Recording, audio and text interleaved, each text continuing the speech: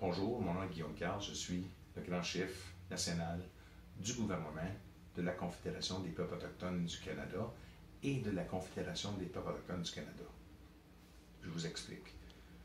La Confédération a été créée en 2005 et a créé un gouvernement pour gouverner un petit peu à travers le Canada sur vos droits et la reconnaissance de vos personnes. Nous sommes enregistrés au Comité français des Nations unies pour la simple raison que le gouvernement du Canada, de 2007 à 2016, ont refusé de reconnaître cette résolution-là et était le seul pays à refuser la reconnaissance de ça. Même en Afrique, c'était reconnu. Donc, le 15 mai 2016, le Canada a décidé de reconnaître la résolution des Nations unies, malgré le fait que c'est le seul pays qui disait qu'il ne la reconnaissait pas. Même la reine a dit oui. Puis il y a deux façons maintenant que le gouvernement de la Confédération peut vous permettre, si vous voulez, de faire partie de cette organisation-là. C'est soit une vérification ADN qui valide le contenu que chaque individu a de sang autochtone, ou une recherche de généalogie où ce qu'on va aux archives nationales qui sont tenues par le gouvernement du Canada et qui ont détruit plusieurs milliers de documents à prouver que vous étiez descendant des peuples autochtones.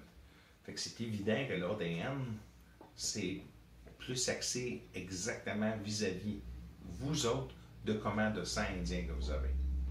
Tout ça nous a apporté finalement à tomber en guerre à travers les différentes façons que ça existe. Ce n'est pas une guerre physique, c'est une guerre de papier. Premièrement, le gouvernement du Canada n'a pas le droit de dire que vous êtes ou vous n'êtes pas autochtone, ça ne leur appartient pas. Le gouvernement du Canada, si je peux un petit peu vous expliquer, là, le gouvernement du Canada a été créé en 1867. Puis en 1867, c'était pas trop populaire d'être indien. Même qu'on était exclu de toute possibilité de cette gouvernance-là. Et le gouvernement du Canada savait que nous étions les favoris de la reine dans la protection de nos droits. Nous étions à l'intérieur de ça dans une relation qui a été commencée en 1763 quand la guerre entre les Anglais et les Français a fini. C'est une guerre d'1 an, suivie d'un traité, le traité de Paris, suivi de la proclamation royale.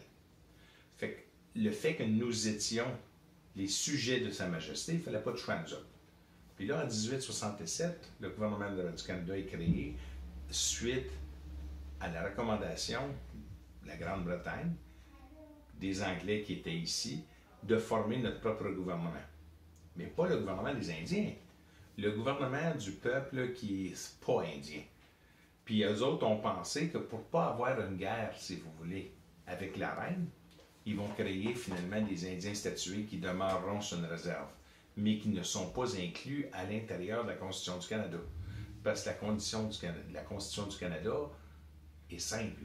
L'article 35 dit que les peuples autochtones incluent notamment les Indiens, les Métis et les Inuits. Et si vous savez,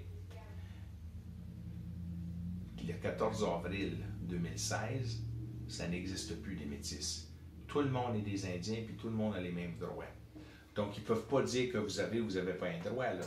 Vous avez tous les mêmes droits, puis ça finit d'être là. Ce qui nous apporte aujourd'hui à une représentation fière à l'intérieur du gouvernement de la Confédération des peuples autochtones du Canada en cours, parce que nous sommes d'avis qu'eux autres ont créé des problèmes très sérieux puis sont poursuivis pour 930 millions de dollars. Le monde m'a demandé, les individus m'ont demandé de vous faire une émission un peu vous expliquant ce qui se passe. Et ce qui se passe, c'est finalement que c'est à nous de décider qui est autochtone, qui ne l'est pas, et ça a été voté par vous autres. Ce n'est pas la Confédération, c'est à l'intérieur du processus de la Confédération, à l'intérieur du processus de résolution, ça a été voté que c'est comme ça que ça se passe. Puis moi, ben, vous savez, je suis à l'écoute, exemple, de ce que les membres veulent. Fait que moi, j'ai juste appliqué ce qui a été voté. Mais aujourd'hui, le gouvernement du Canada veut nous faire juger par un processus qui ne les regarde pas, qui est à l'extérieur de leur juridiction et mandat. Eux autres qui s'occupent, exemple, des autres qui sont venus ici, mais pas des Indiens, Parce que les Indiens étaient déjà ici quand ils sont arrivés, soit en 1534 ou en 1759, qui finit en 1763. La raison que je prends ce temps-là pour vous expliquer, c'est que vous ne pouvez pas ignorer le fait de ce que vous êtes. Puis vous savez, les Autochtones sont reconnus de plus en plus. Aux Nations Unies, ont sorti une résolution qui reconnaissent les droits des peuples autochtones. Puis ça va carrément à l'égard de ce que le Canada veut appliquer pour les Indiens. Mais je dois vous dire que le Canada, maintenant, le 15 mai 2016, a approuvé la réception des peuples autochtones qui, finalement, par l'organisme des Nations Unies que le Canada a fait, que le Canada a été membre quand ils l'ont fait en 1946. Tout ce que j'ai à vous dire ce matin, mais qui devrait avoir des émissions qui est créées un petit peu plus pour le suivi de ça.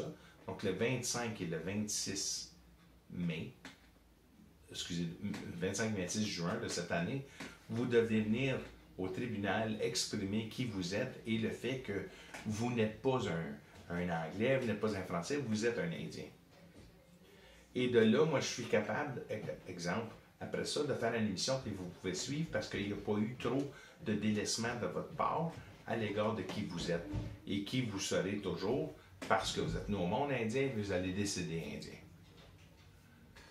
J'apprécie aussi le fait que vous m'ayez demandé de vous donner une émission explicative de ce qui se passe. C'est impossible qu'ils gagnent à la cour parce qu'on est des Indiens. Et la majeure partie de nous ont passé un test ADN. Le restant, on s'en fout. Que le gouvernement du Canada veuille nous reconnaître ou non, ça c'est ma job de faire la plainte que j'ai adressée il y a déjà 6-7 mois passés en France à l'égard de qui vous êtes, à l'égard de ce que vous décidez de faire et à l'égard du fait que vous avez créé une confédération des peuples autochtones pour vous représenter parce que le Canada n'est pas capable, parce que vous ne demeurez pas sur réserve. Et la seconde que vous ne demeurez pas sur réserve, vous n'êtes pas sous l'obligation d'être géré par un gouvernement étranger à votre gouvernement, qui est le gouvernement du Canada. Je suis dans les derniers jours et vous savez, je veux souhaiter à tout le monde une super belle année 2020 parce que ça ne peut pas être pire que 2019, mais même à ça, on a avancé pareil. Et si vous avez des questions, mon numéro est 613-795-8262. Puis j'apprécie d'être capable de vous renseigner avec la vérité parce que le mensonge chez les Autochtones n'existe pas. Merci beaucoup. Thank you very much. Et bonne journée.